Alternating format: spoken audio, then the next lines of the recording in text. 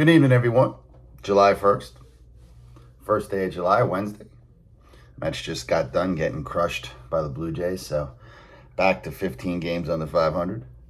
Peralta got bombed, so, that's the way it goes. I don't know what they're going to get for Peralta at the trade deadline. Probably nothing.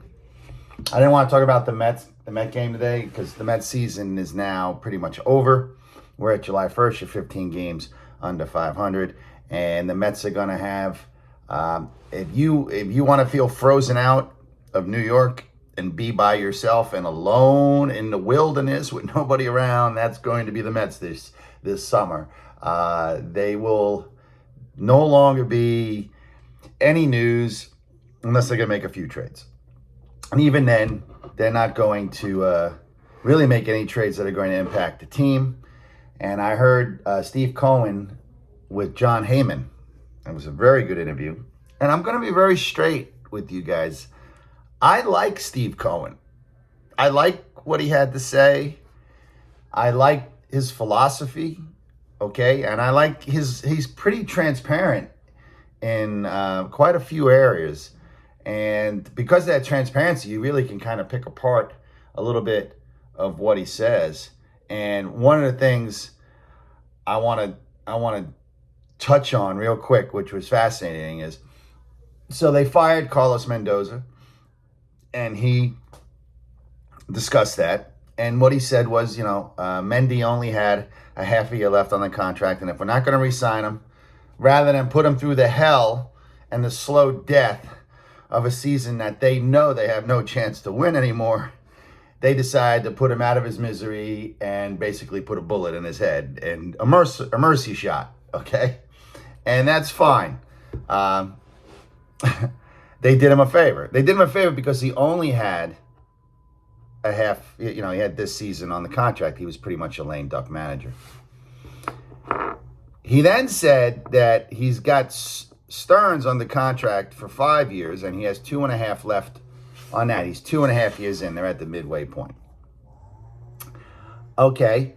And he said he'd wait and see, basically, this year's a failure. And if next year's a failure, I doubt Stearns is going to be around for year 5. In fact, if next year's a failure, he may not even make it through it.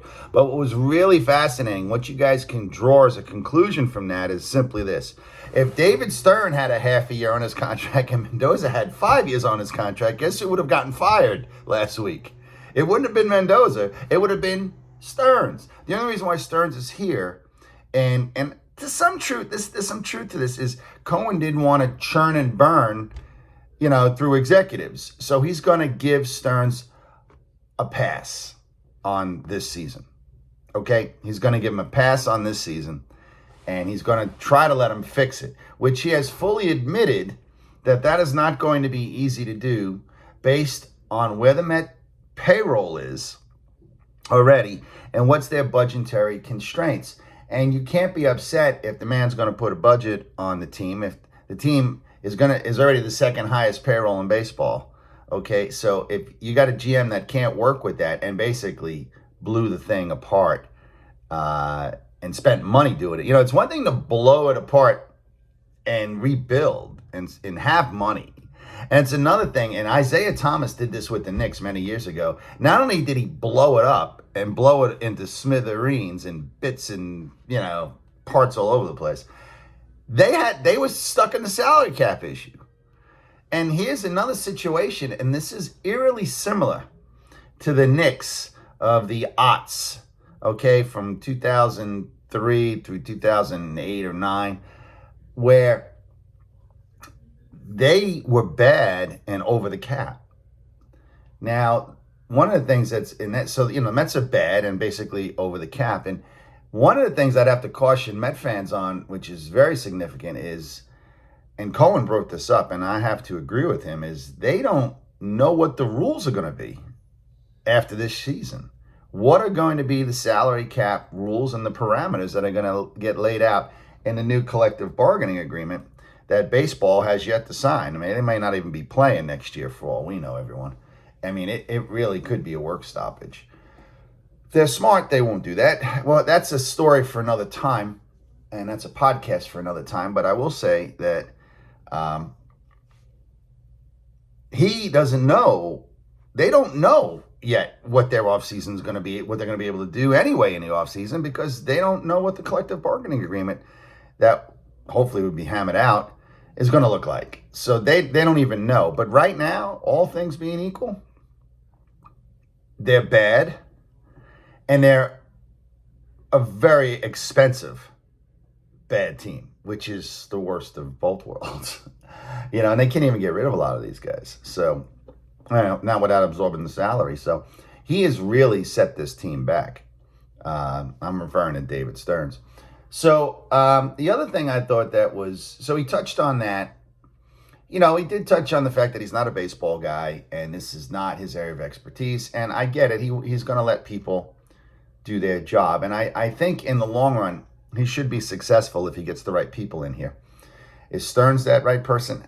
Anybody who's watching this right now, this mess. All right, I wish I got a do-over. If I messed up my job this badly, I'd be fired pretty quickly. So I guess the only thing that's saving him is a 2.5-year contract, so that he's got left on it. So, he touched on he doesn't know a lot about it, and I get it. And, a lot of fans in New York are getting on him because, he was only buying the Mets to build a casino. Well, he's a businessman, okay? He spent money on the ball club. Could he have been more present here? Absolutely. He's learning on the job. I said this in a previous podcast. He doesn't understand New York and what happens when sometimes as a leader, you have to get out in front of things like this. And he's, he was available here. He didn't hide after Mendoza got fired. And it's a tough position because he knows damn well their team stinks. He said it today, but he didn't say stinks. But he's like, I don't know what we're going to do. Yeah, we're under severe constraints right now. So he knows they're screwed right now. So, okay. He's, it's easy to get on the owner when I understand, like I said, that he's the leader of the organization. He's ultimately responsible for everything that goes on.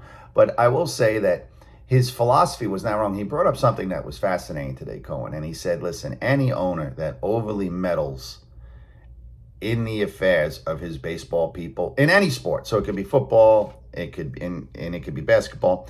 I think of Jerry Jones when he was talking this way. He said they're never successful. When owners are involved in that type of decision making. So he lets his people do their job, and I get that. That's not a bad way to be. I don't know going forward how long he can do that with Stearns. They're going to have a bad year next year. I'm sure he'll be gone. But he's going to let Stearns ride this out. And I'm not happy with it. I'm not happy with the money that the fans have to pay to go see the product that's on the field that he's ultimately responsible for. Like, I don't see him rolling back ticket prices. I don't see him, and it's not even the ticket prices that kill it. It's just to get something to eat. I guess you got to eat before you go to the ball game. Go buy a Met jersey on Amazon. You're not buying one at the Met store. That's just insane. He's not rolling back the cost of parking. That's for certain. He's a businessman, but you better put a good product on the field. It doesn't matter how much you sit back on; they're going to hold you accountable. So, the other thing there's one thing that he said that I thought was just absolute BS. He was like, everybody forgets about 2024. David Stearns was the GM. What did David Stearns have to do with the 2024 Mets? He put a few small pieces in. That team was built.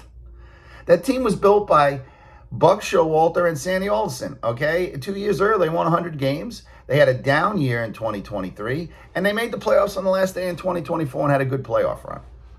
Okay, in 2025, they missed the playoffs on the last day, and they won 83 games, and that was closer to being Stearns' team. And then in 2026, it's now completely Stearns' team, and they really suck. So, this is, anybody figure the trend here? I'm not going to sit here and, if you can see what my hand is doing, it's not going this way. It's going this way. All right. So, it's a disaster. I also checked out, I've been doing my homework when I go on some of these. Now, I saw Eric Chavez's interview, and there was, there was something in there. He's a very smart guy, and I think he's going to, it's funny. Mendoza's going to land on his feet, and Chavez is going to end up getting a job somewhere again. I mean, he's just too smart a baseball guy who learned from both playing. Boy, a hitting coach who played in the big leagues. Boy, I wonder if the Mets know what that's like now. See, Stearns, he's going to get this perception, and it's the worst perception you ever have, of this smart bookworm who doesn't understand people and doesn't understand where the heart is inside the game. And one of those things is, and Chavez brought this up, this is his quote. He said, you bring a hitting coach in there that's never played in the big leagues, and you got a player that's gone 0 for 20. How does that coach know what that player is going through? And hitting is such a mental thing that, to talk and work somebody out of, and when he's in a situation like that, Pete Rose would never say slump, okay, if he's just not going well, but it's a slump, all right? Or Yogi Berra once said, I'm not in a slump, I'm just not hitting.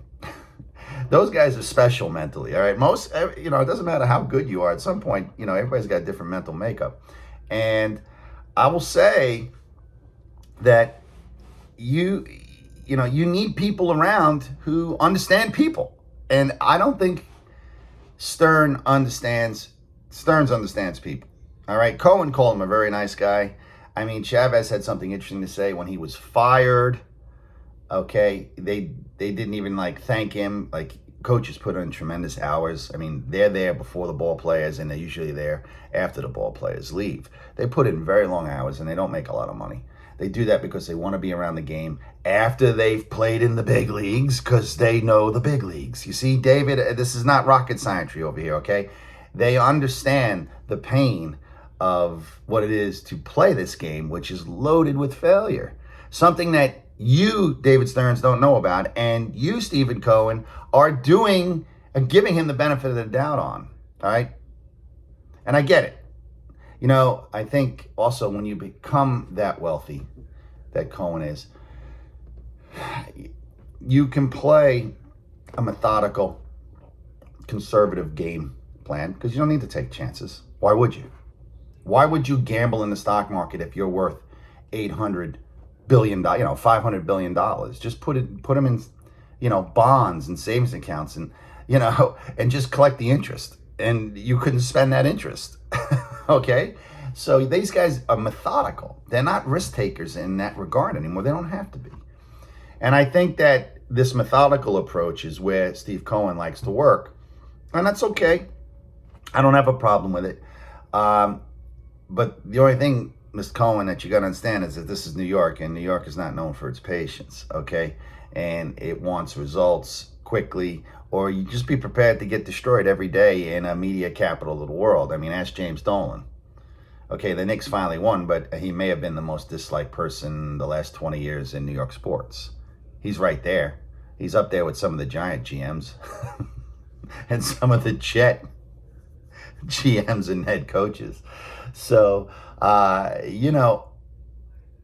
you gotta sometimes grab the bull by the horns and jump out and get out in front of this thing. And I understand maybe this isn't the time yet. It's just that the Met fans and they gutted the team. So it isn't like he came in and contracts were, he had some players here who were free agents and left as far as they were signed by the Mets and then their contracts over. He had homegrown talent here and he gutted them. And he did it ruthlessly, okay? He did it ruthlessly. He didn't mess around. He gutted this team.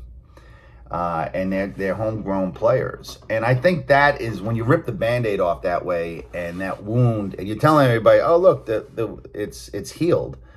There's no cut on here, and then the fans looking at it, it's gushing out blood every day. They're not gonna have any patience with you, especially after coming off a championship season in 2024, and like I said, it's been nothing but a downward trend. So I caution Steve Cohen. I did like him. I have to say that. I thought he seemed like a likable guy, a funny guy, a reasonable guy. If you're running a big corporation, and that's what these baseball teams are, and then beyond that, his own businesses, I understand the methodical approach to this kind of stuff. But you have to temper this. They're wolves in New York. The Met fans especially are wolves, and they are hungry, and they do tear at the bone. They will tear you apart. I mean, and there's platforms everywhere. There's here, on the internet, and you've got plenty of radio shows that you call in. There was a time the Mets would not play WFAN in their building. That's a true story. They would not play WFAN. So, you don't have to play it in your building right now, but it's going out over the air, and people, the fans are listening to it, So you got to be aware of that. And I think he's going to learn this as he goes, and I hope he tempers his general philosophy a little differently once he gets going. All right. Aside from that, the Mets lost today. Taylor plays hard. Tyrell Taylor played hard today, made a diving catch. I thought that Darling was impressed with that. It's good that they're not quitting in that regard. Lindor hit a home run right-handed. They ended up getting a couple hits at the end of the game, and they didn't get shut out. They were losing 9-0. Peralta's just a dog. He's not a New York player, and he's got to go, and you're going to get nothing for him. Okay? You traded Brandon Sproat. So your own former organization fleeced you. Were the Mets really that close where you had to give up Brandon Sproat for a one-year pitcher who couldn't even throw 6 innings? He can't throw 6 innings. All right. 80% of the time he can't get to the 6th inning. So was it worth it? Sproat is, all right, he's not pitching well for Milwaukee, but his last 2 starts he's pitched well. I'm going to try to look up when he's pitching again. I want to watch him pitch, and I'll see what I can report back for you guys on that. So that's today's Mets news. It's going to be a very cold summer in Metland, and we're talking Siberia. We're talking out of Siberia when it comes to the sports pages and the relevance of where this team is going to be. It will be out in no man's land. So I may have to start coming up with maybe we'll have some Hall of Fame discussions. We'll do some famous trades in Met history and look back on them, good and bad.